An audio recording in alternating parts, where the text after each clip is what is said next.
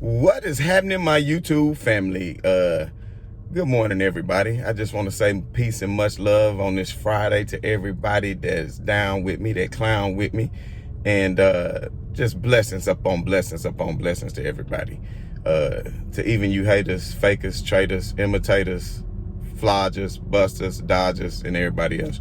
But anyway, let me get to the main point here. So I hate that I didn't get to make a video yesterday. I had a lot of things going on, So as you all know, I got 5 children, 3 grandkids. So your boy stays pretty busy nonetheless. So anyway, I don't understand why is everybody all up in arms about this Brooklyn Nets trade. Like, especially people that's saying, oh, LeBron fans, and they're so upset. Like, then people like Skip Bayless had a nerve to get on television and say, oh, this is for LeBron. He'll never get another championship now. I could have swore he said that before. Oh, he'll never. And what make you so happy? See, this is the thing. What makes everybody so happy? The Brandon Marshalls of the world, who's all of a sudden a Brooklyn Nets fan. The Skip Baylesses of the world, like another 8 million people in America probably that just hate on LeBron James. What makes y'all so happy? Oh, the Nets got a super team now. Now LeBron won't win a ring. I'm so happy. I'm so happy. Well, don't be happy, because don't think for a minute that because James Harden went to the Nets that all of a sudden that's a championship. Don't think that LeBron hadn't already disposed of a Kevin Durant, Russell Westbrook, and a James Harden in the past. And I know Harden was a bench player and all that. He was still a great player. They still had a great team. They still was disposing the teams in the West. So don't act like, oh, it was a young team and try to take away from another one of LeBron's accomplishments. Don't act like they weren't a great team, because they were. They beat Dallas. They beat San Antonio. They beat the Lakers. They beat several teams to get to the finals and go on the run when they worked together, until it was all broken up by Golden State when Kevin Durant couldn't fulfill his end of the bargain and gave up a 3-1 lead in the playoffs, something that LeBron James hasn't done. Steph Curry's done it. Klay Thompson's done it. KD's done it. LeBron hadn't done that. So anyway, the point is, it's different kind of fans and it's different kind of people in this world. And I think Cedric the Entertainer said it best. I don't know if any of y'all seen the Kings of Comedy. It's pretty old, so for all y'all youngsters out there. But anyway, he had a joke that said, you either live by the wish factor or the hope factor. Some people live by the hope factor. Some people live by the wish factor. Well, see, I'm one of those who live by the wish factor. A lot of people be hoping like, oh, I hope Harden don't go to the Nets. I hope Harden don't go to the Nets. I live by that wish factor. I wish Harden would take his ass to the Nets. I wish he would. See, that's the difference. I want that smoke. I want that smoke. Because, like Perk said, when LeBron disposes of them, then it won't be any conversation left to be had. Because he already is doing GOAT shit by the teams that he's beaten without watered down competition, like MJ had in the 90s when they added 6 expansion teams in the league. When they added Orlando, Miami, Minnesota, Vancouver, Toronto, and Charlotte, I believe. Hell, I can't remember. But at the end of the day, they added all them 6 teams. So how watered down is the talent if you add 6 additional teams and then do a draft and take the best players off other teams and add them to the franchise teams? Come on now. Then you even move the 3-point line up for MJ in the 90s just to get the scoring up. But this is not a video directed at MJ, and people think I hate on MJ. I do not. MJ is right up there in that GOAT conversation with LeBron, with Wilt. But I won't get into all that. But what I'm trying to say is, now that James Harden, and it wouldn't surprise me if Kyrie Irving didn't do this whole debacle on purpose. Like, man, I want to get him traded up here, but they'll never get him because they'll end up trading me, and then it'll be Harden and KD up here. So, what can I do? So he left the team, became very disgruntled to where no other team would want him. No other team wouldn't want him. They couldn't trade him if they wanted to. They couldn't have traded him if they wanted to, because nobody would have took him because of all the drama that he's been bringing lately. But now all of a sudden, according to the Nets GM, he's happy. He's ready to get back on the court. He probably called Harden and said, look, bro, I'm going to cause the biggest distraction ever. And then after LeBron got finished whooping you the other night, then just say, man, there's no way we can compete. The Rockets will ship you out of here so quick, and then you'll be up here with me. And then me me, you, and Kevin Durant can beat LeBron and AD them out west, because I know there's no way in hell we could do it by ourselves. So they needed to form a big three to beat LeBron James. And like my original video said, crown the king. It took 4 All-Stars and all this to try to beat this man. Y'all lose. The best team ever with the best record, you lose. You lose, and then you go add the second best player in the NBA to your team just so you can beat one man. But guess what? The time has come to prove it. The time has come to prove it. So, first of all, is the Nets even going to get out of the East? They got to form a team chemistry and cohesion. And I'm smart enough to know that they're going to get plenty of points, because James Harden is a walking bucket, Kyrie Irving is a walking bucket, and Kevin Durant is a walking bucket. But it takes defense to win championships. It takes defense to win championships. And that's what most teams do, especially in the playoffs when it's time to lock down. So I'm just asking, like, who exactly on the Nets is going to go guard KD? Who on the Nets bench or anybody going to guard Montrezl Harrell? I mean, I just don't understand. The Lakers still have the best depth in the league as far as I'm concerned, as far as talent-wise for bench players. I mean, the Clippers, I mean, there's other teams that have a good bench, but at the end of the day, I believe in Caruso. You know, I believe in Montrezl. You know, I believe in KCP. I believe in LeBron. I believe in AD. And I believe in the championship pedigree. And when you're a defending champion and you waiting for somebody to try to knock you off, then it's a good feeling. So come and get some. So please come and get some.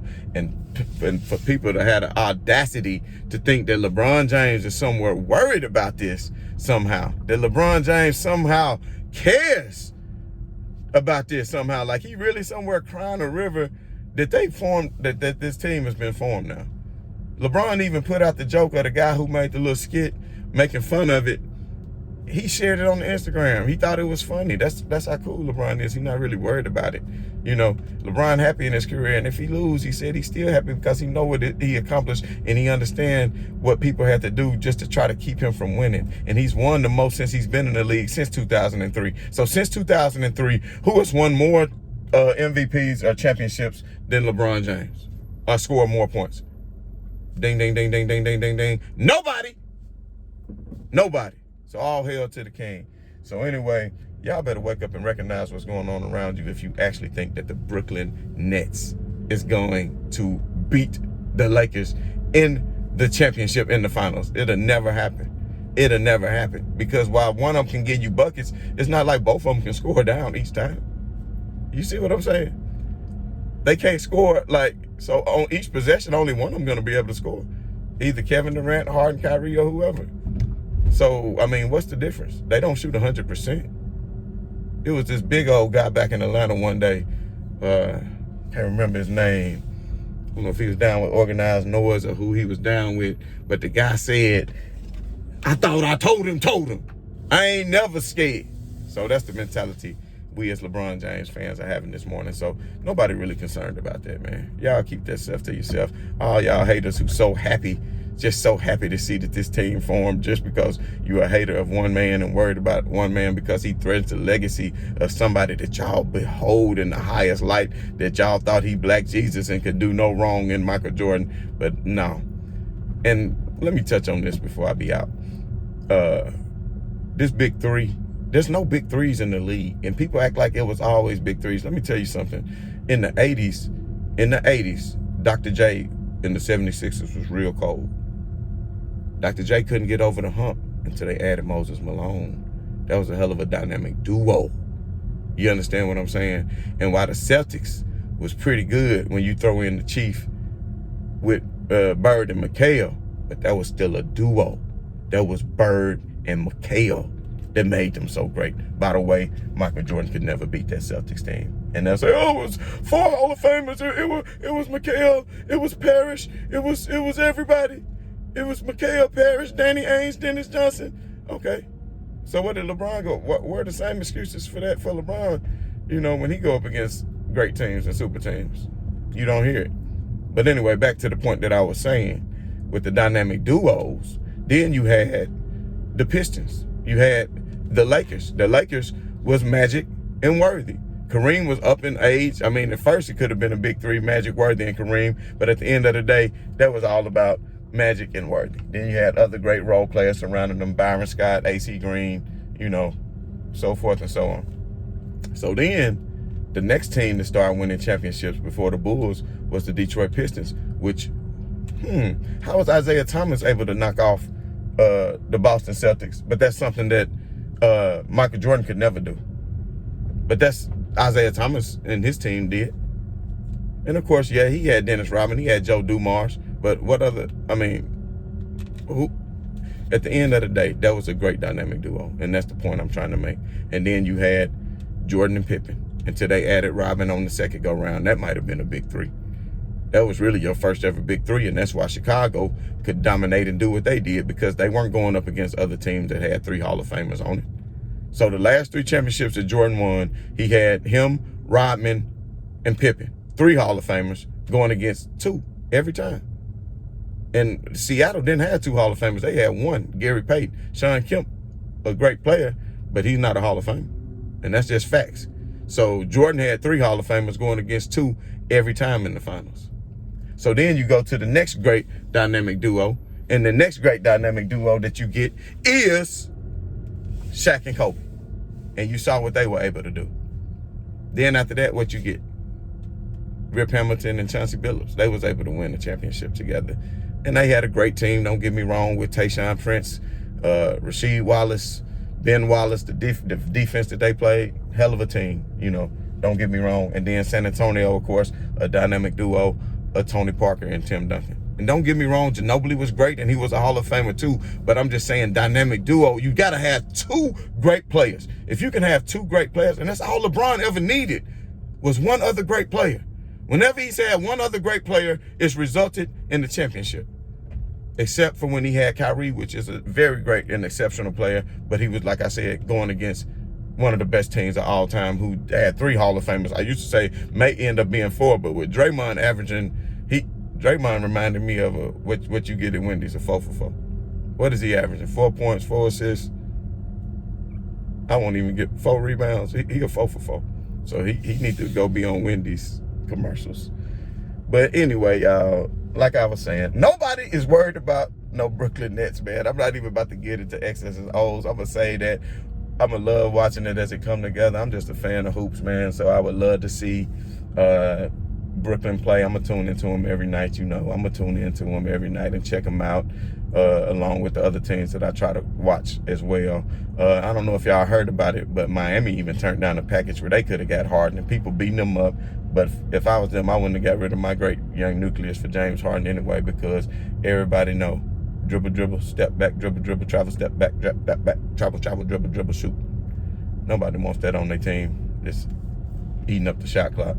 But anyway, once again, this been your boy B New. I'm saying right on to the real. I'm saying love to y'all haters, man. Y'all haters, keep it coming. I appreciate y'all, man, worried about me. I love y'all being worried about me. Just keep on paying me. But holla back, right on to the real. Love to the haters. I'm out.